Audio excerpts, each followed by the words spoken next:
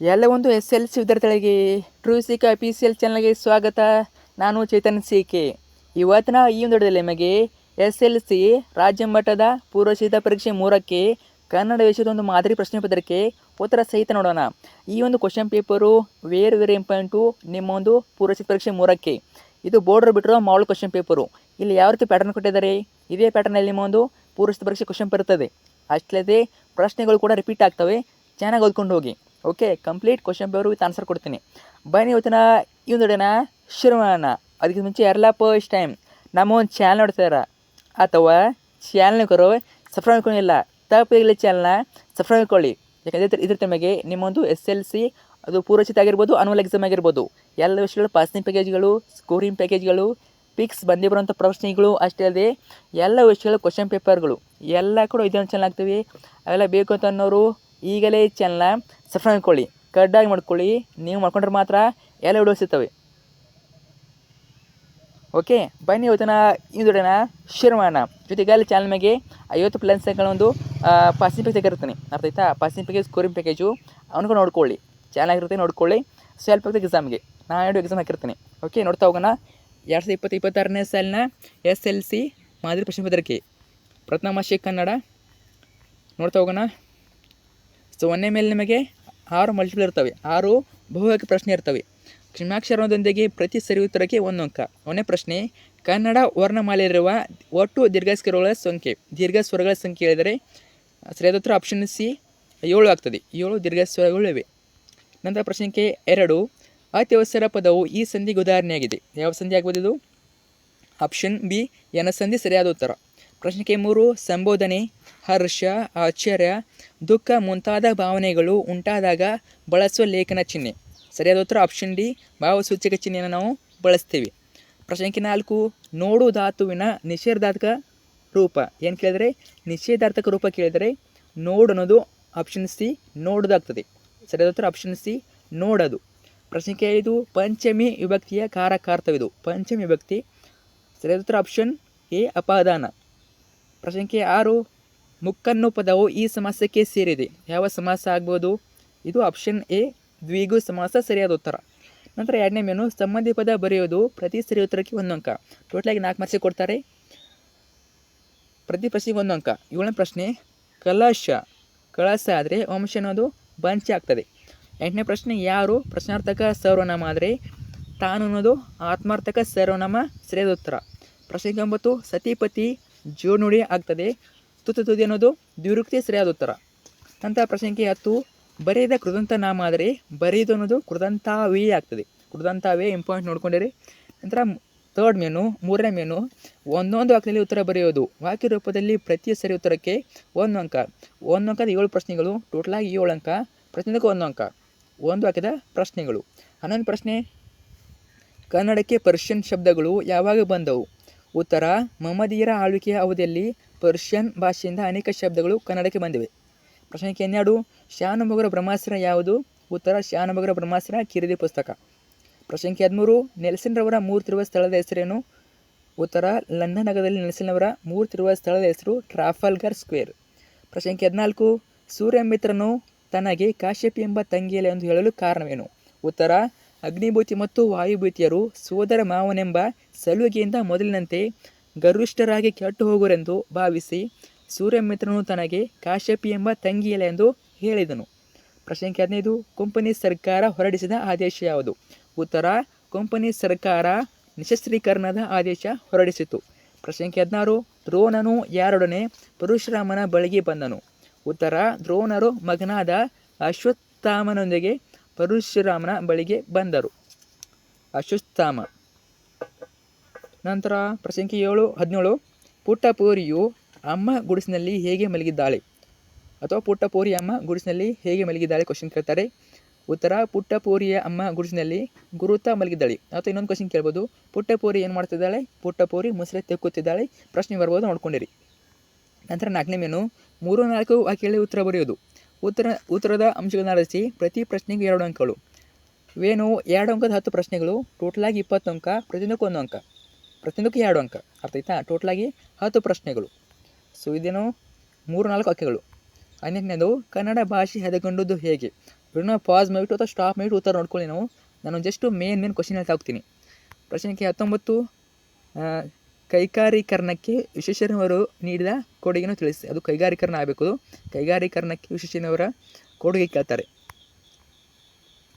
ನಂತರ ಪ್ರಶ್ನೆ ಸಂಖ್ಯೆ 20 ಸಾಮ್ರಾಟರ ರಾಜ್ಯಾಭಿಷೇಕವಾಗುವ ಸಿಂಹಾಸನದ ಮೇಲಿರುವ ಕಲ್ಲುಪಾಟಿಯ ವಿಶೇಷತೆಯನ್ನು ತಿಳಿಸಿ. ವೇರ್ ಇಂಪಾರ್ಟೆಂಟು ಕಲ್ಲುಪಾಟಿಯ ವಿಶೇಷತೆ. ನಂತರ ಪ್ರಶ್ನೆ ಸಂಖ್ಯೆ 21 ಸೂರ್ಯಮಿತ್ರನು ಅಗ್ನಿಭೂತಿ ವಾಯುಭೂತಿಯರಿಗೆ ವಿದ್ಯಾಭ್ಯಾಸದ ನಂತರ ಮಾವನೆಂದು ಹೇಳಲು ಕಾರಣವೇನು. ಇದು ಕೂಡ ಪ್ರಶ್ನೆ ಇಂಪಾರ್ಟೆಂಟು, ನೋಡ್ಕೊಂಡಿರಿ. ಪ್ರಶ್ನೆ ಸಂಖ್ಯೆ 22 ಹೊಸಗಾಲದ ಹಸು ಮಕ್ಕಳನ್ನು ಹಕ್ಕಿ ಹೇಗೆ ಹರಸಿದೆ. ಪ್ರಶ್ನೆ ಸಂಖ್ಯೆ 23 ಹಲಗಲಿಯ ಬೇಡರು ದಂಗೆ ಹೇಳಲು ಕಾರಣವೇನು. ಇದು ಕೂಡ ಇಂಪಾರ್ಟೆಂಟು.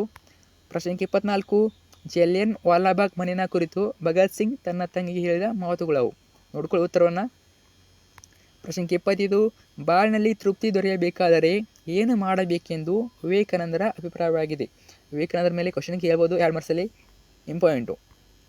ನಂತರ 26 ಜ್ಞಾನಿ ಅಜ್ಞಾನಿಗಳ ಸಂಘದ ಬಗೆಗಿನ ಅಕ್ಕ ಮಹಾದೇವರ ಅಭಿಪ್ರಾಯವನ್ನು ಬರೆಯಿರಿ. ಅಕ್ಕ ಮಹಾದೇವರ ವಚನ ಬಗ್ಗೆ ಅಭಿಪ್ರಾಯನ ಕೇಳಿಕತ್ತಾರೆ, ನೋಡ್ಕೊಂಡಿರಿ. ಒಟ್ಟಿನಲ್ಲಿ ಅಕ್ಕ ಮಹಾದೇವರ ಅಭಿಪ್ರಾಯ ಇಂಪಾರ್ಟೆಂಟು. ನಂತರ 27ನೇ ಪ್ರಶ್ನೆ ಪ್ರಾಸವನ್ನು ಬಿಟ್ಟು ಬರೆಯಬೇಕು ನಿರ್ಧರಿಸಿದ ಪೈಗಳು ಪ್ರಾಸವನ್ನು ಇಟ್ಟೇ ಬರೆಯಲು ಕಾರಣವೇನು. Very important. So annual exam ಕೂಡ ರಿಪೀಟ್ ಆಗ್ಬೋದು ಅನ್ಕೋತೀನಿ, ನೋಡ್ಕೊಂಡಿರಿ. ನಂತರ ನೆಕ್ಸ್ಟ್ ಐದನೇ ಮೇನು ಕವಿಗಳ ಅಥವಾ ಸಾಹಿತಿಗಳ ಜನ್ಮಸ್ಥಳ, ಕಾಲ, ಕೃತಿ ಮತ್ತು ಪ್ರಶಸ್ತಿಗಳನ್ನು ಕುರಿತು ವಾಕ್ಯ ರೂಪದಲ್ಲಿ ಬರೆಯುವುದು. ಕವಿ ಪರಿಚಯ ಟೋಟಲಾಗಿ ಇಬ್ಬರದ್ದು ಕೊಡ್ತಾರೆ. ಟೋಟಲಾಗಿ 6 ಮಾರ್ಕ್ಸು. ಪ್ರತಿ ಕವಿ ಪರಿಚಯಕ್ಕೆ 3 ಅಂಕ. ಅರ್ಥ ಆಯ್ತಾ. ಟೋಟಲಾಗಿ ಇಬ್ಬರದ್ದು ಕೊಡ್ತಾರೆ. ನಿಮಗೆ ಗೊತ್ತಾಗೋದಿಲ್ಲ ಯಾವ ಕವಿ ಪರಿಚಯಕ್ಕೆ ಅದು ಗೊತ್ತಿರೋದಿಲ್ಲ. ನೀವು ಎಲ್ಲ ಕವಿ ಪರಿಚಯ ಓದೋ ಅವಶ್ಯಕತೆ ಇಲ್ಲ. ನಿಮಗೆ ನೀಲಕ್ಷೆ ಬಿಟ್ಟಿದ್ದಾರೆ ಬ್ಲೂಪ್ರಿಂಟು, ಅದ್ರ ಪ್ರಕಾರ ಓದ್ಕೊಳ್ಳಿ. ಅಲ್ಲಿ ಕೊಟ್ಟಿದ್ದಾರೆ ಅವರು ಯಾವ ಪಾಠದ ಮೇಲೆ ಯಾವ ಪದ್ಯದ ಮೇಲೆ ಕವಿ ಪರಿಚಯ ಕೇಳ್ತಂದು ಕೊಟ್ಟಿದ್ದಾರೆ, ಅಷ್ಟನ್ನು ಮಾತ್ರ ಓದ್ಕೊಳ್ಳಿ. ಅರ್ಥ ಆಯ್ತಾ. ನಿಮ್ಮ ಹತ್ರ ಇಲ್ಲ ಅನ್ನೋರು ಚಾನಲ್ ಹಾಕಿರ್ತೀನಿ ನೀಲಕ್ಷೆ, ಅದನ್ನು ನೋಡ್ಕೊಳ್ಳಿ. ಯಾವುದು ಇಂಪಾರ್ಟೆಂಟ್ ನೋಡಿ. ಇದು 28 AN ಮೂರ್ತಿರಾವ್, ಇದು ಕೂಡ ಇಂಪಾರ್ಟೆಂಟು. ಆಮೇಲೆ 29 ಕುವೆಂಪು ಇಂಪಾರ್ಟೆಂಟು. ನೋಡಿ ತುಂಬ ಓದೋ ಅವಶ್ಯಕತೆ ಇಲ್ಲ. ತುಂಬ ಜನ ಕವಿ ಪರಿಚಯ ಎಲ್ಲ ಓದ್ತೀರಾ ನೋಡಿ, ಎಲ್ಲ ಓದೋ ಅವಶ್ಯಕತೆ ಇಲ್ಲ. ಅವ್ರು ಏನು ಕೇಳ್ತಾರೆ, ಕೇವಲ ಕವಿಗಳ ಹೆಸರು, ಅವ್ರ ತಂದೆ ತಾಯಿ ಹೆಸರು ನೋಡ್ಕೊಳ್ಳಿ, ಜೊತೆಗೆ ಜನ್ಮಸ್ಥಳ ನೋಡ್ಕೊಳ್ಳಿ, ಕಾಲ, ಕೃತಿ ಮತ್ತು ಪ್ರಶಸ್ತಿಗಳನ್ನು ಕೇಳ್ತಾರೆ ಅಷ್ಟೇ. ಅರ್ಥ ಆಯ್ತಾ. ಒಂದು ರಫೋಕ್ದಲ್ಲಿ ಬರ್ಕೊಳ್ಳಿ, ಇದನ್ನ ಕವಿಗಳ ಜನ್ಮಸ್ಥಳ ಆಗಿರ್ಬೋದು, ಕಾಲ, ಕೃತಿ ಮತ್ತು ಪ್ರಶಸ್ತಿಯನ್ನು ಬರ್ಕೊಳ್ಳಿ. ಆ ರೀತಿ ಓದ್ಕೊಳ್ಳಿ. ನೀವು ಎಲ್ಲ ಓದೋ ಅವಶ್ಯಕತೆ ಇಲ್ಲ, ಅವ್ರು ಇಷ್ಟೇ ಕೇಳ್ತಾರೆ. ಅರ್ಥ ಆಯ್ತಾ. ಅದರಿಂದ ನೀವು ಪಾಯಿಂಟ್ಸ್ ನೆನ್ಪಿಟ್ಕೊಳ್ಳಿ. ನೀವೆಲ್ಲ ಓದಿದ್ರೆ ನೆನ್ಪಿಡೋದಿಲ್ಲ, ಎಲ್ಲ ಓದಿದ್ರೆ ನೆನ್ಪಿಡೋದಿಲ್ಲ. ಈ ರೀತಿ ಪಾಯಿಂಟ್ಸ್ ಓದಿಟ್ಟು ರಫೋಕಲ್ಲಿ ಬರೆದ್ಬಿಟ್ಟು ನೆನ್ಪಿಟ್ಕೊಳ್ಳಿ. ಓಕೆ. ನಂತರ ಪ್ರಸ್ತಾರ ಹಾಕಿ ಘನ ಭಾಗಿಸಿ ಛಂದಸ್ಸಿನ ಹೆಸರು ಬರೆಯೋದು. ಇದು 3 ಮಾರ್ಕ್ಸಿಗೆ ಕೇಳ್ತಾರೆ. ಹಳೆಗಣ ಕೊಡ್ತಾರೆ. ನೀವು ಪ್ರಸ್ತಾರ ಹಾಕಿ ಘನ ಭಾಗ ಮಾಡಿ ಛಂದಸ್ಸಿನ ಹೆಸರು ಬರೆಯೋದು. ಪ್ರಸ್ತಾರ ಹಾಕಿ ಘನ ಭಾಗ ಮಾಡೋಕ್ಕೆ 2 ಅಂಕ, ಛಂದಸ್ಸಿನ ಹೆಸರು ಬರೆಯೋಕ್ಕೆ 1 ಅಂಕ, ಟೋಟಲಾಗಿ 3 ಅಂಕ. ನಿಮಗೆ ಛಂದಸ್ಸಿನ ಹೆಸರು ಬರಿಲ್ಲ ಅಂದರೂ ಅಟ್ಲೀಸ್ಟ್ ಏನು ಮಾಡಿ, ಪ್ರಸ್ತಾರ ಹಾಕಿ ಘನ ಭಾಗ ಮಾಡಿ. ಓಕೆ. ಉತ್ತರ ನೋಡ್ಬೋದು ಇಲ್ಲಿ. ಇದು ಯಾವುದಕ್ಕೆ ಛಂದಸ್ಸು. ಇದು ಮಾತ್ರಾಗಣದ ಆಧಾರಿತ ವಾರ್ಧಕ ಷಟ್ಪದಿ, ಲಕ್ಷಮದಿ. ವಾರ್ಧಕ ಷಟ್ಪದಿ ಕೇಳ್ಬೋದು, ಹೇಳೋಕ್ಕಾಗಲ್ಲ. ಒಟ್ಟಿನಲ್ಲಿ ಟ್ರೈ ಮಾಡಿ. ಪ್ರಸ್ತಾರ ಹಾಕೋದು ಘನ ಭಾಗೋದು ಮಾಡೋದು ಈಸಿ. ಛಂದಸ್ಸು ಸ್ವಲ್ಪ ಟಫ್ ಆಗ್ಬೋದು, ಆದರೂ ಕೂಡ ಈಸಿ ನೋಡ್ಕೊಳ್ಳಿ. ನಾನು ನಿಮಗೆ 40+ ಹೇಳುವಾಗ 40+ ಮಾರ್ಕ್ಸಲ್ಲಿ ಹೇಳುವಾಗ ಹೇಳಿರ್ತೀನಿ ನಿಮಗೆ ಯಾವ ಛಂದಸ್ಸು ಬರ್ತವೆ ಅಂತ ನೋಡ್ಕೊಂಡಿರಿ. ನಂತರ ನೆಕ್ಸ್ಟ್ ಅಲಂಕಾರವನ್ನು ಹೆಸರಿಸಿ ಲಕ್ಷಣ ಬರೆಯೋದು, ಸಮನ್ವಯ ಮಾಡೋದು. ಕೇಳ್ತಾರೆ ಅಲಂಕಾರ. ಟೋಟಲಾಗಿ 3 ಮಾರ್ಕ್ಸಿಗೆ ನೋಡ್ಕೊಳ್ಳಿ. ನಿಮಗೆ ಹೊಸಗನ್ನಡ ಕೊಡ್ಬೋದು, ಹಳೆಗನ್ನಡ ಕೊಡ್ಬೋದು. ಅರ್ಥ ಆಯ್ತಾ. ಹೆಚ್ಚಾಗಿ ನಿಮಗೆ ಹೊಸಗನ್ನಡ ಕೊಡ್ತಾ ಇರ್ತಾರೆ, ಹೇಳೋಕ್ಕಾಗಲ್ಲ. ಹಳೆಗನ್ನಡ ಕೂಡ ಕೊಡ್ಬೋದು. ಹಳೆಗನ್ನಡ ಕೂಡ ಕೊಡ್ಬೋದು. ಓಕೆ. ನೋಡ್ಕೊಳ್ಳಿ. ಏನು ಮಾಡಬೇಕು, ಅಲಂಕಾರ ಬರಬೇಕು, ಲಕ್ಷಣ, ಸಮನ್ವಯ, ಉಪಮೇಯ, ಉಪಮಾನ ನೋಡ್ಕೊಳ್ಳಿ. ನಂತರ ಗಾದಿಯನ್ನು ವಿಸ್ತರಿಸಿ ಬರೆಯೋದು. 3 ಮಾರ್ಕ್ಸಿಗೆ ಕೇಳ್ತಾರೆ. 2 ಗಾದಿ ಕೊಡ್ತಾರೆ, ಅದರಲ್ಲಿ ನೀವು ಒಂದನ್ನು ಬರಬೇಕು. ತುಂಬಾ ಈಸಿ ಇರ್ತವೆ, ಟಫ್ ಏನೂ ಇರೋದಿಲ್ಲ. ನೀವೇನೋ ದಿನನಿತ್ಯ ಕೇಳಿರ್ತಾರೆ ಗಾದಿಗಳನ್ನು, ಅವೇ ಇರ್ತವೆ. ಕುಂಬಾರನಿಗೆ ವರ್ಷ, ದೊನ್ನೆಗೆ ನಿಮಿಷ ಇಂಪಾರ್ಟೆಂಟು. ಅಥವಾ ತುಂಬಿದ ಕೂಡ ತುಳುಕುವುದಿಲ್ಲ. ಅವ್ರು ಯಾವುದೇ ಗಾದೆ ಕೊಡಲಿ ಈ ಸಾಲನ್ನ ಬರೀಲೇಬೇಕು. ಯಾವ ಸಾಲು? ಗಾದೆ ವೇದಕ್ಕೆ ಸಮಾನ, ವೇದ ಸುಳ್ಳಾದರೂ ಗಾದೆ ಸುಳ್ಳಾಗದು. ಗಾದೆ ಹಿರಿಯರು ಹೇಳಿದ ಅನುಭವದ ನುಡಿಮತ್ತುಗಳು. ಗಾದೆಗಳು ಆಕಾರದಲ್ಲಿ ವಾಮನಾದರೂ ಅರ್ಥದಲ್ಲಿ ತ್ರಿವಿಕ್ರಮಂತೆ. ಅರ್ಥ ಆಯ್ತಾ. ಈ ಒಂದು ಸಾಲನ್ನ ಬರೀರಿ, ನಿಮಗೆ 1 ಮಾರ್ಕ್ಸ್ ಕೊಡ್ತಾರೆ. ಅದು ಯಾವುದೇ ಗಾದೆ ಆಗಿರಲಿ ಇದನ್ನು ಬರೀಬೇಕು. ಓಕೆ. 1 ಮಾರ್ಕ್ಸ್ ಇರ್ತದೆ, ನೆನಪಿಟ್ಟುಕೊಳ್ಳಿ. ನಂತರ ಅಥವಾ ಕ್ವಶನ್ ಇಲ್ಲಿ ಕೂಡ ಸೇಮು. ಗಾದೆಗಳು, ಜನಪದರ ಜೀವ ನುಡಿಮತ್ತುಗಳು, ಅನುಭವದ ನುಡಿಮತ್ತುಗಳು. ಇದನ್ನು ಬರೀರಿ ಅಥವಾ ಮೇಲಿನ ಸಾಲನ್ನ ಬರೀರಿ, 2 ಕೂಡ ಒಂದೇ ಅರ್ಥ ಕೊಡ್ತವೆ. ನಂತರ ಸಂದರ್ಭ ಸ್ವಾರಸ್ಯ ಇವೇನು 3 ಅಂಕ 6 ಪ್ರಶ್ನೆ, ಟೋಟಲಾಗಿ 18 ಅಂಕ. ಪ್ರತಿಯೊಂದಕ್ಕೂ 3 ಅಂಕ. ಸಂದರ್ಭದೊಂದಿಗೆ ಸ್ವಾರಸ್ಯನ ಬರೆಯುವ ಪ್ರಶ್ನೆಗಳು ನೋಡಿ. ಇದು ಪದ್ಯ ಕೊಡ್ತಾರೆ, ಪದ್ಯದಿಂದ ಕೊಡ್ತಾರೆ, ಗದ್ಯದಿಂದ ಕೊಡ್ತಾರೆ. ಸೊ ಇದು ಕೂಡ ನಿಮಗೆ ಕೊಟ್ಟಿದ್ದಾರೆ ನೀಲಕ್ಷೆಯಲ್ಲಿ. ಯಾವ ಪಾಠದಿಂದ ಯಾವ ಪದ್ಯದಿಂದ ಸಂದರ್ಭ ಕೊಡ್ತೀವಿ ಅಂತ ಕೊಟ್ಟಿದ್ದಾರೆ, ನೋಡ್ಕೊಳ್ಳಿ. ನೋಡಿ ಆಯ್ಕೆಯಲ್ಲಿ ಏನು ಬರಬೇಕು? ಪ್ರಸ್ತುತ ವಾಕ್ಯವನ್ನು ಪಠ್ಯ ಪುಸ್ತಕ ಸಮಿತಿ ರಚಿಸಿರುವ ನಾಲ್ವಡಿ ಕೃಷ್ಣ ಒಡೆಯರು ಕೃತಿಯಿಂದ ಆಯ್ದು ಭಾಗ್ಯಶಿಲ್ಪಿಗಳು ಎಂಬ ಗದ್ಯ ಪಾಠದಿಂದ ಆರಿಸಿಕೊಳ್ಳಲಾಗಿದೆ. ನೀವು ಅದನ್ನು ಬರೆದವ್ರು ಯಾರು? ಕವಿ ಹೆಸರು ಬರಬೇಕು. ಅದರ ಜೊತೆಗೆ ಆ ಒಂದು ವಾಕ್ಯವನ್ನು ಯಾವ ಪಾಠದಿಂದ ಯಾವ ಪದ್ಯದಿಂದ ತೊಗೊಂಡಿದ್ರೆ ಅದು ಬರಬೇಕು. ಅದರ ಜೊತೆಗೆ ಆ ಒಂದು ಪಾಠದ ಪದ್ಯವನ್ನು ಯಾವ ಕೃತಿಯಿಂದ ತೊಗೊಂಡಿದ್ರೆ ಅದು ಬರಬೇಕು. ಕೊಟ್ಟಿರ್ತಾರೆ ಕೃತಿಯನ್ನು ನಿಮ್ಮ ಬುಕ್ಕಲ್ಲಿ, ಕನ್ನಡ ಪುಸ್ತಕದಲ್ಲಿ ಕವಿ ಪರಿಚಯ ಆದ್ಮೇಲೆ ಕೊಟ್ಟಿರ್ತಾರೆ. ಈ ಒಂದು ಪಾಠವನ್ನು ಪದ್ಯವನ್ನು ಯಾವ ಕೃತಿಯಿಂದ ತಗೊಂಡಿದ್ದೀವಿ ಕೊಟ್ಟಿರ್ತಾರೆ, ಅದು ನೆನ್ಪಿಟ್ಟುಕೊಳ್ಳಿ. ಆಯ್ತಾ?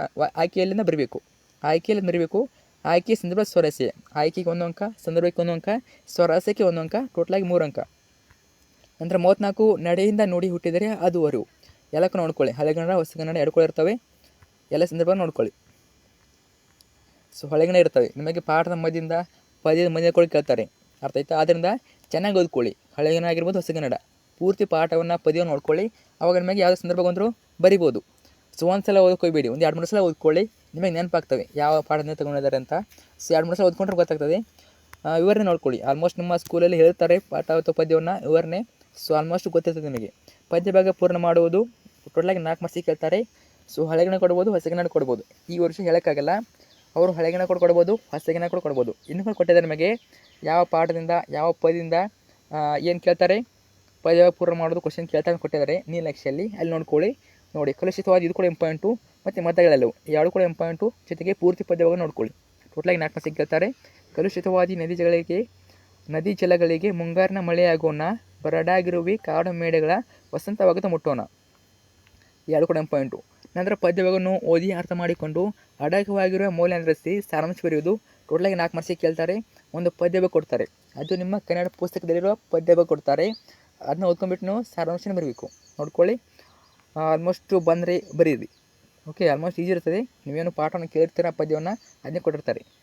ನಂತರ 8-10 ವಾಕ್ಯದಲ್ಲಿ ಉತ್ತರ ಬರೆಯೋದು. ಟೋಟಲಾಗಿ 4 ಪ್ರಶ್ನೆಗಳು 2 ಇರ್ತವೆ. ಟೋಟಲಾಗಿ 8 ಅಂಕ, ಪ್ರತಿಯೊಂದಕ್ಕೂ 4 ಅಂಕ. ನಿಮಗೆ 10 ಕ್ವಶನ್ ಕೊಟ್ಟಿರ್ತಾರೆ. ಅದೇ 41ನೇ ಪ್ರಶ್ನೆ 10 ಕ್ವಶನು, 42ನೇ ಪ್ರಶ್ನೆಗೆ 10 ಕ್ವಶನ್ ಇರ್ತದೆ. ನಿಮಗೆ ಯಾವುದು ಈಸಿ ಅನಿಸ್ತದೆ ಅರ್ಥೈತೆ ಅದನ್ನ ಬರೀರಿ. 41 ಮತಂಗಾಶ್ರಮಕ್ಕೆ ಬಂದ ಶ್ರೀರಾಮ ಲಕ್ಷ್ಮಣರನ್ನು ಶಬರಿ ಉಪಚರಿಸಿ ಮುಕ್ತಿಯನ್ನು ಪಡೆದ ಬಗೆಯನ್ನು ವಿವರಿಸಿ. ಅಥವಾ ಶ್ರೀರಾಮನ ದರ್ಶನದಿಂದ ತನ್ನ ಬಹುಕಾಲದ ಆಸೆಯನ್ನು ಶಬರಿ ಈಡೇರಿಸಿಕೊಂಡ ಬಗೆಯನ್ನು ಸಂಕ್ಷೇಪವಾಗಿ ವಿವರಿಸಿ. ಉತ್ತರ ಇದೆ ನೋಡ್ಕೋಬೋದು. ಕೇಳ್ತಾರೆ ಶಬರಿ ಮೇಲೆ 4 ಮಾರ್ಕ್ಸಿಗೆ ಬಂದು ಬರ್ತದೆ. ನೋಡ್ಕೊಳ್ಳಿ. 10 ಕ್ವಶನ್ಗೆ ಉತ್ತರ ಇದೆ ನೋಡ್ಕೊಳ್ಳಿ. ನಂತರ 42 ಪಾಂಡವರು ಸೋದರನ್ನು ತಿಳಿದಾಗ ಕರ್ಣನ ಮನದಲ್ಲಿ ಮೂಡಿದ ಭಾವನೆಗಳನ್ನು ನಿಮ್ಮ ಮಾತುಗಳಲ್ಲಿ ಬರೆಯಿರಿ. 10 ಕ್ವಶನ್ನು ಪಾಂಡವರ ರಕ್ಷಣೆಗೆ ನಿಂತ ಶ್ರೀಕೃಷ್ಣನು ಕರ್ಣನಿಗೆ ಹೊಡೆದ ಆಮಿಷಗಳನ್ನು ಸಂಗ್ರಹಿಸಿ ಬರೆಯಿರಿ. ಉತ್ತರ ನೋಡ್ಕೊಳ್ಳಿ. ಸೊ 10 ಕ್ವಶನ್ ಕೂಡ ನಮಗೆ ಉತ್ತರ ಇದೆ. ನಂತರ ನೆಕ್ಸ್ಟ್ ಮೇನು ಗದ್ಯ ಭಾಗವನ್ನು ಓದಿಕೊಂಡು ಪ್ರಶ್ನೆಗಳ ಉತ್ತರ ಬರೆಯುವುದು. ಅಂಶಗಳನ್ನು ಆಧರಿಸಿ ಪ್ರತಿ ಸರಿ ಉತ್ತರಕ್ಕೆ 2 ಅಂಕಗಳು. ತುಂಬಾ ಈಸಿ. 4 ಮಾರ್ಕ್ಸಿಗೆ ಒಂದು ಗದ್ಯ ಭಾಗ ಕೊಡ್ತಾರೆ. ಕೆಳಗಡೆ 2 ಕ್ವಶನ್ ಇರ್ತವೆ, ಮೇಲೆ ನೋಡಿಬಿಟ್ಟು ಉತ್ತರ ಬರೆಯೋದಷ್ಟೇ. ತುಂಬಾ ಈಸಿ. ಸೊ ಆಲ್ಮೋಸ್ಟ್ ಎಲ್ಲರೂ ಕೂಡ ಬರೀತಾರೆ ಅನ್ಕೋತೀನಿ. ನೋಡ್ಕೊಳ್ಳಿ.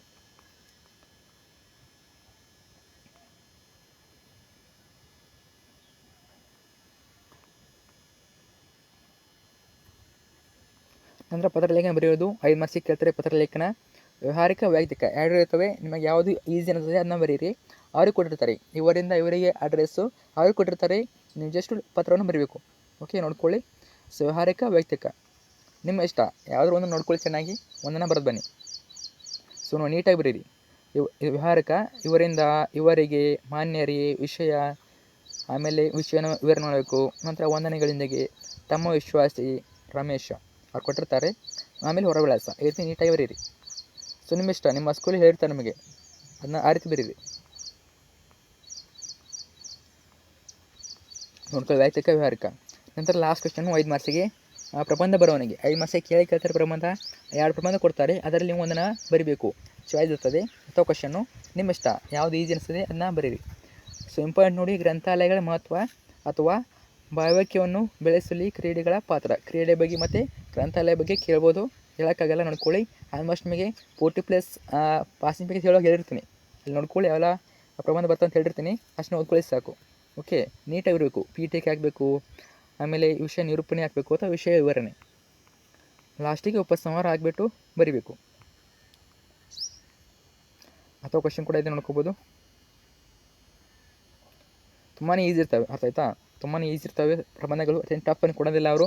ನಿಮಗೆ ಬರುವಂಥ ಪ್ರಬಂಧನ ಇರ್ತದೆ, ಆಲ್ಮೋಸ್ಟ್ ಬರಿಬೋದು ಅನ್ಕೋತೀನಿ. ಸುಣ್ಣಕೋಳಿ ಈ ಒಂದು ಕ್ವಶನ್ ಪೇಪರು ಕೇವಲ ನಿಮ್ಮ ಒಂದು ಪೂರ್ವಶ ಪರೀಕ್ಷೆ ಮಾತ್ರ ಇರಲ್ಲ, ಆ್ಯನುವಲ್ ಎಕ್ಸಾಮ್ಗೂ ಇದೇ ಪ್ಯಾಟ್ರನ್ನು, ಅರ್ಥ ಆಯ್ತಾ? ಚೆನ್ನಾಗಿ ಓದ್ಕೊಳ್ಳಿ. ಇದರ ಜೊತೆಗೆ ನಾನು ನಿಮಗೆ 40+ ಅಂಕಗಳ ಪಾಸಿಂಗ್ ಪ್ಯಾಕೇಜು, 50+ ಅಂಕಗಳ ಸ್ಕೋರಿಂಗ್ ಪ್ಯಾಕೇಜ್ ಹಾಕಿರ್ತೀನಿ, ಇವತ್ತು ಹಾಕಿರ್ತೀನಿ, ನೋಡ್ಕೊಳ್ಳಿ ಚೆನ್ನಾಗಿ. ಫ್ರೆಂಡ್ಸ್ ಶೇರ್ ಮಾಡಿ. ಇದ್ರ ಬಗ್ಗೆ ಏನು ಡೌಟ್ರು ಕಮೆಂಟ್ ಮಾಡಿ. Thank you so much. ಏನೇ ಡೌಟ್ರು ಕಮೆಂಟ್ ಹಾಕಿ.